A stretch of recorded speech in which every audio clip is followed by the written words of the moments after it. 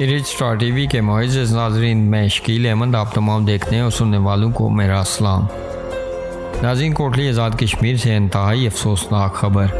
कोटली से रावलपिंडी जाते हुए सुजुकी कार नंबर 428 का होलाड़ के मकाम पर हादसा। नाज़रीन, हादसे में 3 अफराद जाँ बाग होने की इतलात। कार में 4 अफराद सवार थे।